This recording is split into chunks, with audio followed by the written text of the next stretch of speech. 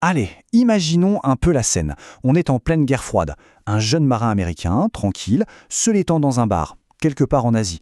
Et là, un inconnu s'approche de lui, il engage la conversation et il s'apprête à lui soutirer un secret militaire. Tout ça avec une seule petite phrase. La phrase est lancée comme ça, l'air de rien, presque comme une erreur anodine. Sauf que cette erreur, elle est entièrement calculée. Elle a un but bien précis, qui va bien au-delà d'une simple conversation de comptoir. Alors comment est-ce que ce marin va réagir? Et surtout, comment cette simple phrase va-t-elle le piéger pour qu'il finisse par révéler des informations classifiées sans même s'en rendre compte? La clé de l'énigme, en fait, elle ne se trouve pas dans un interrogatoire classique. Non, elle est dans une technique de renseignement beaucoup plus subtile. C'est tout l'art de ne pas poser de questions. Et ça s'appelle l'élicitation. L'idée est toute simple, il s'agit de contourner les défenses naturelles. Au lieu de poser une question qui alerte tout de suite, on utilise une affirmation qui incite la personne à partager l'information d'elle-même. C'est une question de psychologie, purement et simplement. Face à une question directe, notre cerveau, hop, il active ses défenses. Mais face à une simple affirmation, surtout si elle semble fausse, il ne se sent pas du tout interrogé. Il pense juste participer à une conversation, et du coup, l'information est offerte, et non pas extraite de force. Bon, mais alors comment ça marche en pratique? L'élicitation, ça repose sur quelques techniques fondamentales. On va voir les 3 plus efficaces. La première technique, et c'est peut-être la plus puissante de toutes, elle exploite notre besoin quasi irrésistible de corriger les erreurs. On déteste entendre une information inexacte sans la rectifier, c'est plus fort que nous. Prenons un exemple concret. Imaginez lancer cette phrase à un employé de Whole Foods. Sa réaction la plus probable, ça ne sera pas un simple « ah bon ?» Non, ça sera une correction immédiate du genre « pas du tout, je gagne 17 $ de l'heure ». Et voilà, l'information sur le salaire est obtenue sans jamais avoir posé la question. Et cette technique, elle est universelle. On peut tenter la même chose avec un chauffeur Uber en affirmant qu'ils sont les plus heureux du pays.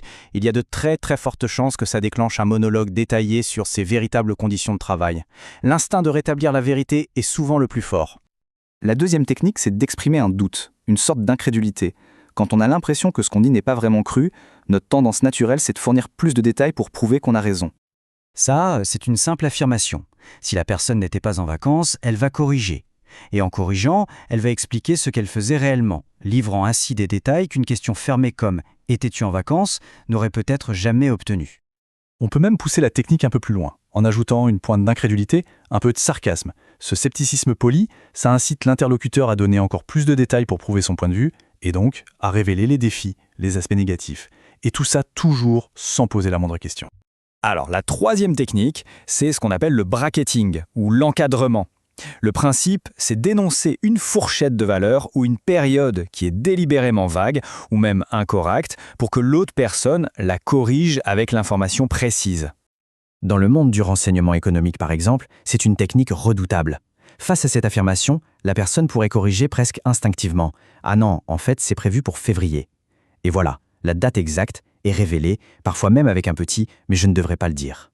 Bon, maintenant, comment on intègre ça dans une conversation normale? En réalité, il existe des phrases d'amorce très simples qui permettent de le faire sans avoir l'air suspect du tout. 2 expressions sont particulièrement puissantes. Donc et je parie que. Ils agissent un peu comme des clés. Ils transforment une question potentielle en une affirmation super décontractée. La personne en face est invitée à confirmer, à infirmer ou à développer, mais elle a toujours l'impression de le faire de son plein gré. Prenons cet exemple tout bête. Que la personne aime ou déteste ce café, elle va probablement répondre et expliquer pourquoi. Si elle le déteste, elle confirmera. Si elle l'aime, elle corrigera. Dans les 2 cas, elle offre des informations sur ses préférences sans qu'on ait eu à lui demander directement. Mais attention, il y a une règle d'or, l'élicitation, ce n'est pas un outil à utiliser tout le temps, n'importe comment. Son véritable pouvoir se révèle uniquement dans des situations bien précises. Voilà la règle. L'élicitation, c'est un outil de précision. Il faut s'en servir quand on sent qu'une question directe risquerait de braquer l'interlocuteur et de mettre fin à l'échange. Pour des sujets banals, comme les goûts en matière de café, une question directe est parfaite. Mais si le sujet est plus sensible, une affirmation d'élicitation sera beaucoup plus efficace pour garder la conversation ouverte. En fait, il s'agit juste de choisir le bon outil pour la bonne situation. Désormais, la prochaine fois que quelqu'un lancera un « je parie que » ou fera une affirmation un tout petit peu inexacte, une question se posera. Est-ce que c'est une simple conversation ou est-ce que c'est une subtile tentative d'élicitation? Parce que le plus important, ce n'est pas seulement de savoir utiliser cette technique, c'est surtout de savoir la reconnaître.